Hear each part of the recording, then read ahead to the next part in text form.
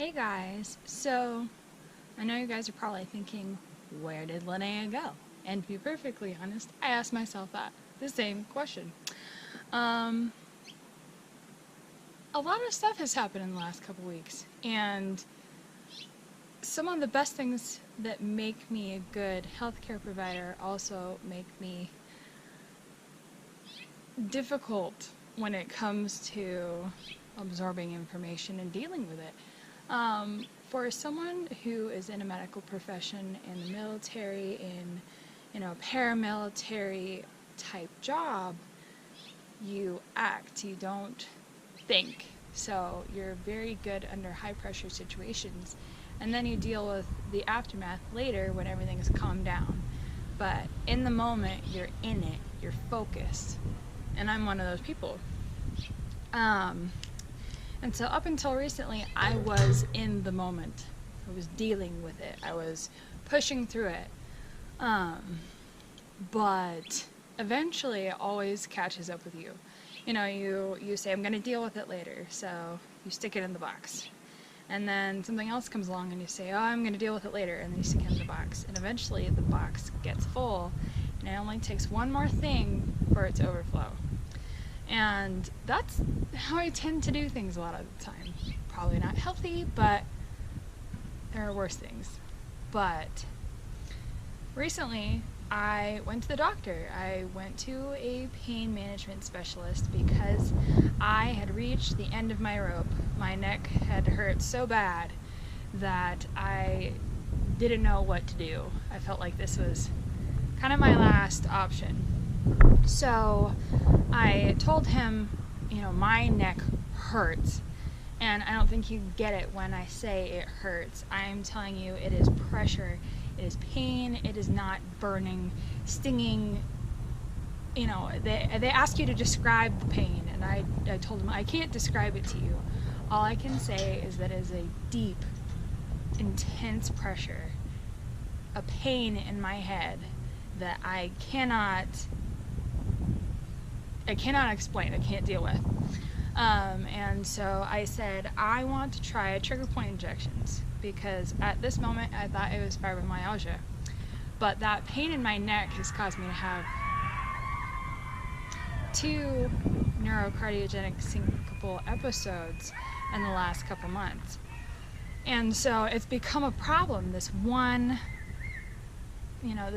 location of my body that hurts worse than anything else.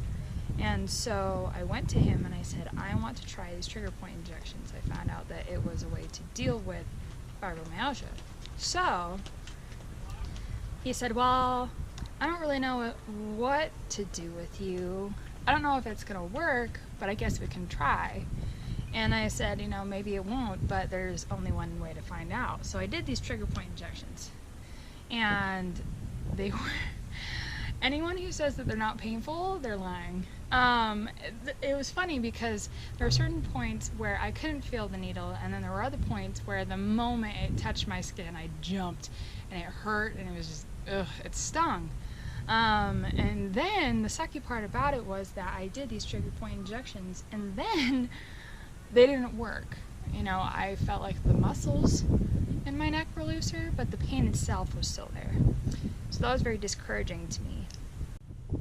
So at this point, I went to the next logical step, which was, okay, well, the trigger point injections didn't work, so let's do an epidural. It's something that they also do with fibromyalgia. So I'm going down the list of treatments, and I figure one of them will work. So I make this appointment. But then, before this appointment, I go to several other different specialists. I go to massage therapy, I go to physical therapy, I even tried acupuncture because I really was, at this point, that desperate to figure out a way to deal with it, deal with this pain. And so I had 3 different specialists in 3 different fields that said, have you thought about asking about Chiari malformation? And I said, well, what the hell is that? And Chiari malformation has several different types, but the type that they were asking for was called type 1 Chiari malformation, which basically means that your brain runs out of room in your skull for whatever reason and starts to come out the bottom. So your cerebellar tonsils start to come out the bottom of your skull, which is called the foramen magnum. So I did some research on this, and I looked at all the medical articles. I really did my research, and I realized that I could go down the list of symptoms. 1, 2, 3. I had them all. And so I was really excited that I had a direction, I had an idea of what I was looking for. So I went back to this doctor, and I said, I brought in the symptoms list from the Chiari Malformation organization on the internet. I said, these are my symptoms. This is what I want to test for. I want to get an MRI. Now, I knew this was going to be hard because I'd had an MRI a year ago, March, and no one had said anything about that MRI being wrong. But at this point, I didn't know what else to do except ask him to do it again. And hopefully this time they would see something. And so the best way to test for it apparently is to do what's called a weight-bearing standing MRI. So you have the weight of gravity on your brain so that you can really see how far down it is into the foramen magnum. And I looked absolutely everywhere, went to several different places, called several different people, and they said, oh, by the way, we don't have those MRI machines in your state anymore. I said, oh, okay, well, here goes nothing. But when I went into this doctor's appointment, I was expecting this doctor to support me. He had supported me last time. He seemed pretty open. So when I came in this time, I was expecting help, and what I got was something completely different. I went in there and I said, I know we don't know what we're looking for, but let's test for this. And he said, well, I don't know why you think you have this, and you haven't told me you have these symptoms, and this is a fishing expedition. And it was so gut-wrenching to have this doctor completely turn 180 degrees on me. And basically, he told me, you may have to get used to the fact that you will never understand what is causing the pain, and you are going to have to deal with that. And so in my mind, I'm thinking, you're a pain management doctor. That is not pain management to say, go home, take your narcotics, and be miserable and deal with it. That is not pain management. I was so appalled, and it was really shocking to me. But I told him, you know what, this may be a fishing expedition, but I'm going with my gut, and I'm saying this is what I need to do. Please give me the MRI. And he said, okay, I'll give you the MRI, but I'm leaving my practice. I'm going to start a practice all on my own. Good luck with that. I'm going to send you to the MRI, but I'm not going to read it. You're going to have to go with your primary. I said, fine. If you're going to wash your hands of me, that's fine. Just give me the MRI. So I got my MRI.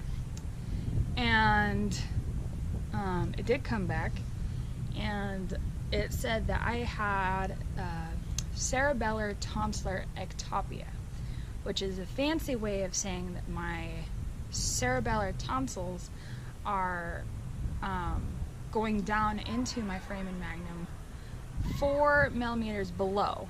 And when you think of 4 millimeters, it doesn't really sound like a lot, but when it's your brain, it's a big difference. And so it was basically fancy talk for she has type 1 Chiari malformation.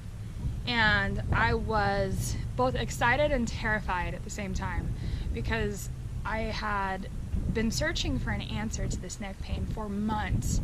I had gone to a neurologist, I had gone to physical therapy, I had gone to chiropractor, I'd been to so many different specialists, and no one could tell me what was wrong. But I knew in my bones that this neck pain was not fibromyalgia, and it was too intense, and it was too debilitating, and there was something there.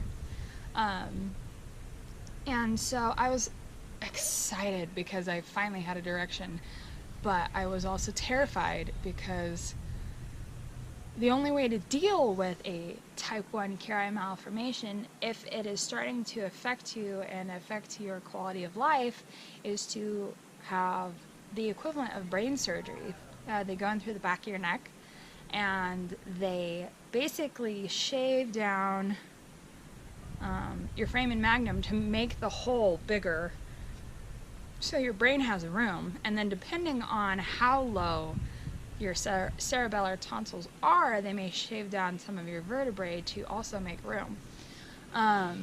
But by all rights, it's brain surgery. And so I was excited, I was vindicated, I felt a sense of victory because my doctors had told me it was all in my head, that it was a fishing expedition, that I just needed to suck it up and deal with it, that it was fibromyalgia. No one believed me. So having that answer was really great. But again, it's pretty terrifying to realize what the next step is for me. So going forward, I said, okay, I have my diagnosis. I just want to get this over with. I just started a new job. This is probably the only time in my life I'm going to be able to do this surgery and not severely affect my lifestyle. Right now, I'm living with my parents, so I'd have someone to take care of me while I recovered. They'd be able to help me financially with rides and everything else. So, this is the time to do it. And to be perfectly honest, I've gotten to the point where the pain is so bad that there's some days I don't get up. And I'm barely 23, and that's just not normal to have, a outwardly healthy 23-year-old be bedridden. And this is the time in my life where I want to travel and I want to do things and I want to be successful and be able to financially support myself and all of that. So I said, okay, we have a diagnosis, let's do this. So I set up an appointment with, I guess, the leading Chiari malformation doctor, supposedly. And I was excited. I was like, this is it. This is my next step. This is the beginning of a new era. I was really excited. And I got there.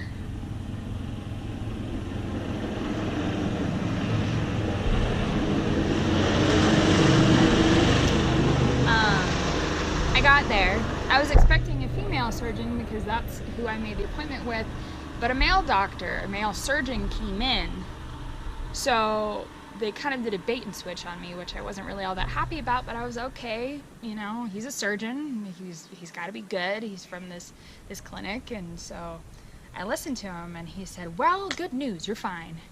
And I was like, excuse me? He goes, oh yeah, I looked at your MRI and it's really nothing to worry about. And usually when we find this malformation, it's usually by accident when someone bumps their head. And this isn't causing your symptoms. And if someone tries to do surgery on you, run away. And I was floored. I was like, come again? Because I'd had several other people read that MRI, and that was not what I heard. I heard, wow, appointment with, but a male doctor, a male surgeon came in. So they kind of did a bait and switch on me, which I wasn't really all that happy about, but I was okay. He's a surgeon, he's got to be good, he's from this clinic. And so I listened to him and he said, well, good news, you're fine. And I was like, excuse me?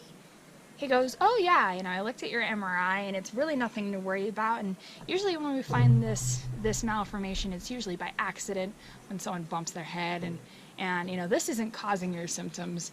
And if someone tries to do surgery on you, run away. And I was floored. I was like, come again? Because I'd had several other people read that MRI, and that was not what I heard. I heard, wow, that really sucks. You need to get that dealt with. What I didn't get was, you're fine, you're normal. This isn't causing your extreme neck pain. Go home and deal with it. And it was like deja vu. I was like, okay, cool. So I'm not believed by two different doctors in a week span, and I was just, again, I was floored. And part of me is wondering why I'm always so shocked.